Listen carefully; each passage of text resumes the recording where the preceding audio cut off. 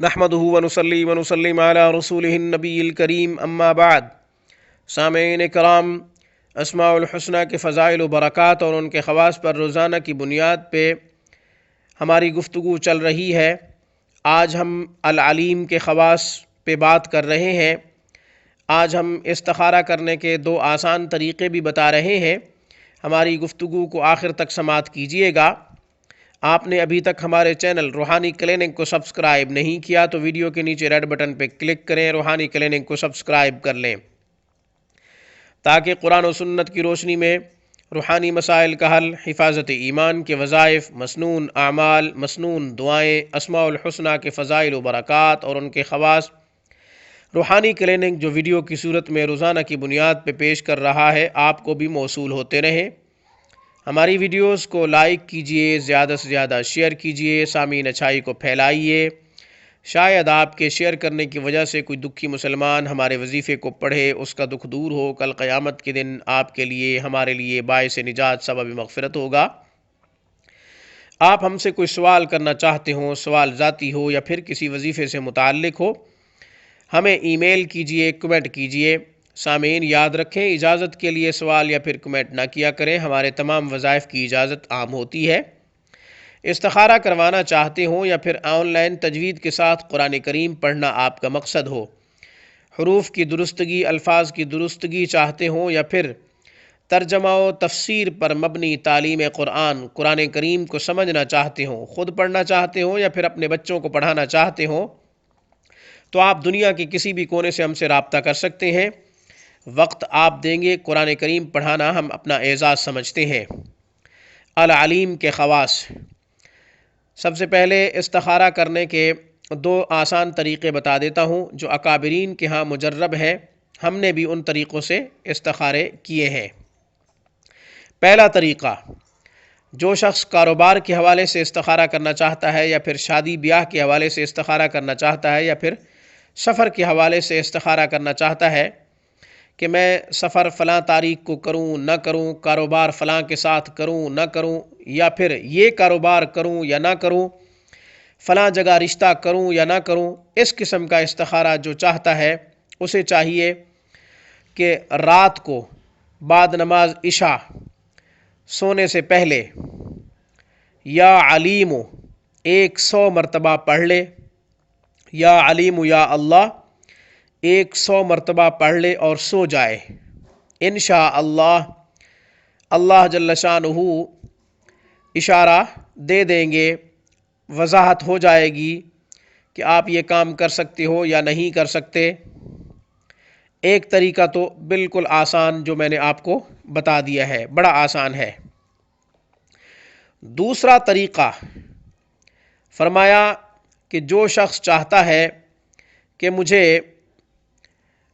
نامعلوم امر، نامعلوم بات معلوم ہو، مثال کے طور پہ مریض ہے، اس کو پتہ نہیں چل رہا کہ مجھے جادو ہے یا پھر کوئی میڈیکل مسئلہ ہے، پریشان ہے اپنے بیماری کے حوالے سے، یا پھر کوئی ایسی بات معلوم کرنا چاہتا ہے جو کہیں سے بھی اسے معلوم نہیں ہو رہی، تو اسے چاہیے کہ بعد نماز عشاء 70 مرتبہ یہ آیت مبارکہ پڑھے، سبحانک لا علم لنا الا ما علمتنا انک انت العلیم الحکیم، 70 مرتبہ۔ اس آیت مبارکہ کو پڑھنے سے پہلے 3 مرتبہ درود شریف پڑھ لے، اس کے بعد 100 مرتبہ یوں پڑھے، یا علیم علمنی یا خبیر اخبرنی یا مبین بین لی۔ پھر پڑھ رہا ہوں، یا علیم علمنی یا خبیر اخبرنی یا مبین بین لی، یوں پڑھ لے۔ اس کے بعد سو جائے۔ انشاءاللہ نامعلوم امر کہ اللہ جل شانہ وضاحت فرما دیں گے اور معلوم ہو جائے گا۔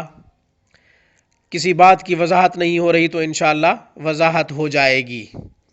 نیند نہ آ رہی ہو تو پھر کسی مجمع میں چلا جائے جہاں مختلف لوگ آپس میں بات کر رہے ہوں، کسی کی باتوں سے انشاءاللہ جو آپ معلوم کرنا چاہتے ہیں اللہ جل شانہ اشارہ دے دیں گے۔ یہ 2 آسان طریقے ہیں۔ اس کے بعد فرمایا کہ جو شخص چاہتا ہے کہ میرے اوپر علم و معارفت کے دروازے کھلیں، میرا حافظہ قوی ہو، اور میں جو اللہ سے مانگوں مجھے جلد ملے۔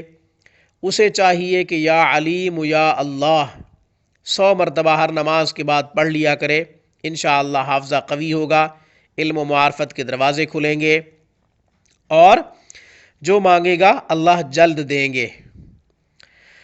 فرمایا کہ جو شخص چاہتا ہے کہ مجھے یقین کی دولت نصیب ہو، صاحب یقین ہو جاؤں، اللہ پہ میرا یقین، اللہ پہ میرا بھروسہ پختہ اور مکمل کامل ہو جائے، صحابہ کرام کو یہ نعمت نصیب تھی، اسے چاہیے کہ وہ 150 مرتبہ یا علیم یا اللہ ہر نماز کے بعد پڑھے، انشاءاللہ اللہ جل شانہ صاحب یقین بنا دیں گے، یقین کی نعمت عطا فرما دیں گے۔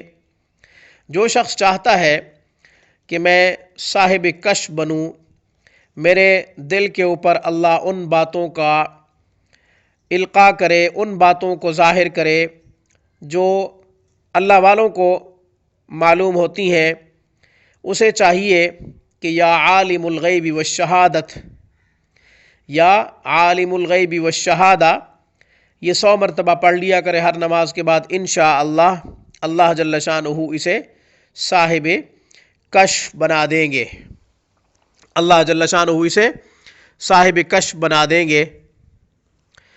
اس کے علاوہ یہ میں نے 5 طریقے آپ کو بتا دیے ہیں، 2 استخارہ کرنے کے طریقے بتا دیے ہیں، اور اس کے علاوہ میں نے آپ کو بتا دیا کہ جو علم و معارفت کے دروازے اپنے اوپر کھولنا چاہتا ہے اللہ کی طرف سے، اسے چاہیے کہ یا علیم یا اللہ کثرت سے پڑھے۔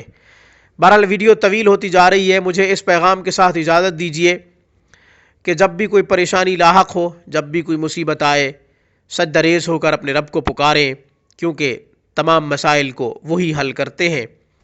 اللہ کی ذات ہے جس پر کبھی کوئی مشکل نہیں آتی، جو خود مشکلوں سے پاک ہو وہی مشکلات کو حل کرنا جانتا ہے۔